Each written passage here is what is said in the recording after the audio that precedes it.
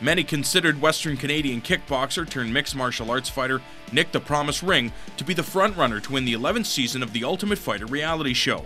Unfortunately, the Cedar Rapids, Iowa native sustained an injury and could not take part in the finale. Sidelined for more than a year, Ring has taken the necessary steps to ensure his injury is short-lived. I sustained an ACL injury. It was a full rupture of my ACL in the Ultimate Fighter house, and that required a full ACL replacement reconstruction. They took it from a cadaver, put it in my knee, drilled holes, put screws in, the whole works, and yeah, that was about six months of nothing but rehab, and I'm back to the point where I'm training again. So I'm about seven and a half months post operation. So I'm ready to start competing. I'm not too worried. I mean, the knee feels strong, it's solid. So I've been very diligent about my physio. I'm ready to go. The undefeated middleweight has decided to split his time between his adopted home of Calgary, Alberta, and the country's mixed martial arts powerhouse, Montreal, to work with some of the nation's most skilled trainers and competitors. I think the environment that you are in is very important, and just being here at TriStar, this is an important step for me. The guys have been awesome to work with, and you surround yourself with good people, good things are going to come out of it, right? I'm just really grateful to be part of the scene out here. Obviously, I mean, the level of fighters that I'm training with right now, I mean, they're very high. So I think when you're training with these kind of guys, you got to go in there not having too much ego and just, I think injury prevention is the #1 key, right?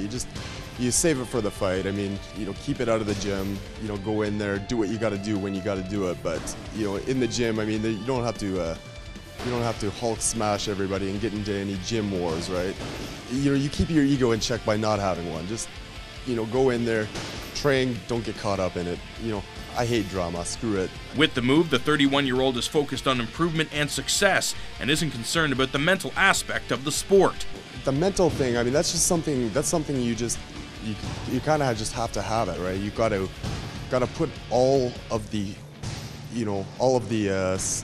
surrounding stuff out of your mind and just do what's got to be done. I mean, I'm not worried about my mentality. It's just, I'm there to, perform the best I can and to win my fight. I mean, #1. That's, everything else has got to be just put out of your mind. I mean, knee injury or whatever past drama happened in your life, it doesn't matter. I mean, you just do what you have to do. So I'm not worried about it. The 10-0 fighter still works in Calgary to supplement his income and feels it won't affect his fight plans. I do have a life back in Calgary, but I don't see that my life in Calgary has to be affected too much with my training and getting ready for the fights.